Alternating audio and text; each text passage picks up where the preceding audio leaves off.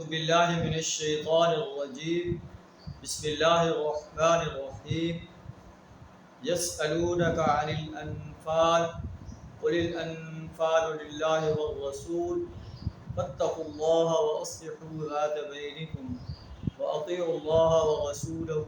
إن كنتم مؤمنين صدق اللہ العظیم۔ سورہ انفال کی پہلی آیت آپ کے سامنے تلاوت کی ہے۔ سورہ انفال جو ہے یہ مدنی سورت ہے، مدینہ منورہ کے اندر نازل ہے، اور جو صورتیں مدینہ منورہ کے اندر نازل ہوئی ان میں اسلام کے مختلف شعبوں کے بارے میں رہنمائی دی گئی، اور جو مکہ مکرمہ کے اندر نازل ہوئی ان میں توحید و رسالت اور آخرت پر بڑے مدلل انداز سے بیان کیا گیا۔ تو سورہ انفال مدنی صورت ہے، 2 ہجری میں نازل ہوئی۔ اس میں جنگ بدر کے واقعات پر تبصرہ ہے کہ کس انداز سے یہ جنگ کفر اور اسلام کے درمیان ہوئی، اور یہ کفر و اسلام کی پہلی جنگ تھی جس میں اللہ تعالیٰ نے اپنے نبی صلی اللہ علیہ وسلم اور ان کے ساتھ جو اہل ایمان تھے ان کی مدد فرمائی، اور کفار کے ایک بہت بڑے لشکر کو انہوں نے شکست فاش سے دوچار کیا۔ وہ کفار جنہوں نے آپ کو مکہ سے نکلنے پر مجبور کر دیا تھا، تو ٹھیک 2 سال بعد جو ہے وہ شکست فاش سے دوچار ہوئے۔ ان کے بڑے بڑے سردار جو ہیں وہ مارے گئے، 70 آدمی ان کے قید ہوئے، بہت سے ان کے زخمی ہوئے۔ اللہ فرماتا ہے کہ جب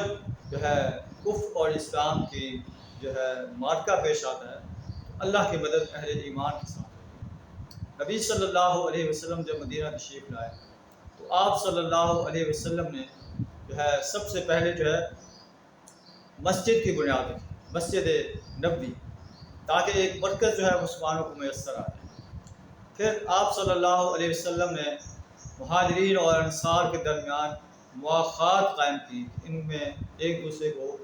جو ہے بھائی بنا دیا، ایک دوسرے کا، ایک مہاجر اور ایک انصاری کو ایک دوسرے کا بھائی بنا دیا۔ پھر اس میں جو یہودی قبائل تھے ان کے ساتھ آپ نے معاہدہ کیا کہ مدینہ پر حملہ آور ہونے کی صورت میں ہم اکٹھے مل کر دشمن کا مقابلہ کریں۔ اس کے بعد نبی صلی اللہ علیہ وسلم نے مدینہ کے قرب و جوار میں جو قبائل تھے ان کے ساتھ معاہدات کیے، اور اس کے ساتھ نبی صلی اللہ علیہ وسلم نے جو کفار سے جو ہے باخبر تھے کہ وہ ہمیں جو ہے تنگ کرتے رہیں گے، نبی صلی اللہ علیہ وسلم نے ان کی جاسوسی کے لیے، ان کو جو ہے مرعوب کرنے کے لیے مختلف دستے جو ہیں جنگی دستے روانہ کیے، تاکہ کفار مکہ کو پتہ چل جائے کہ ان کی تجارتی شاہراہ جو ہے وہ ہمارے جو ہے قبضے میں ہے، ہم جب چاہیں ان کی تجارتی شاہراہ کو بند کر سکتے ہیں۔ اور اسی طرح جو ہے نبی صلی اللہ علیہ وسلم نے جب ابو سفیان کا قافلہ جو ہے مکہ سے شام کی طرف جو ہے سفر کر رہا تھا، اس کا بھی آپ نے تعاقب کیا، اور واپسی پر ابو سفیان جو قافلے کا سردار تھا اس نے یہ محسوس کیا کہ نبی صلی اللہ علیہ وسلم اپنے ساتھیوں کے ساتھ پھر میرے قافلے پر حملہ آور ہو سکتے ہیں، تو انہوں نے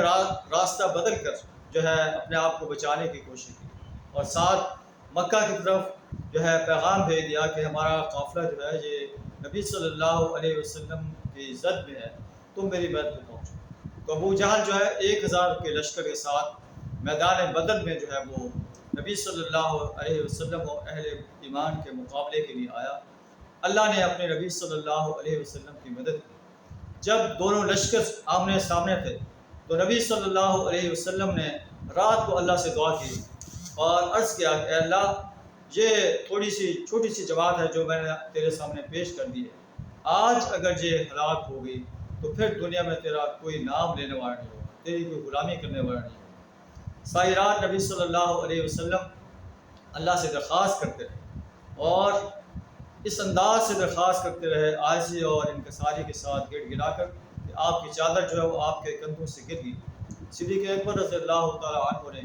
آپ کی چادر کو دوبارہ کندھوں پر رکھا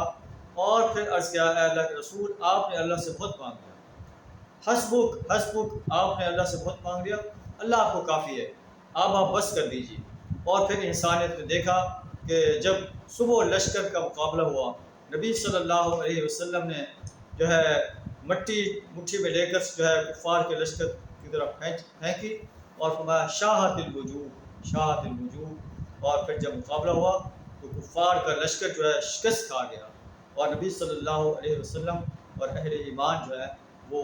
جو ہے فتح یاب ہوئے. اللہ ایسے اپنے بندوں کی مدد کرتا ہے. اللہ سے دعا تعالیٰ ہمیں بھی اپنے دین کو غالب کرنے کے لیے اپنا مال، جان، وقت اور صلاحیت پیش کرنے کی توفیق عطا فرمائے. تو آپ کو دعوانا الحمدللہ رب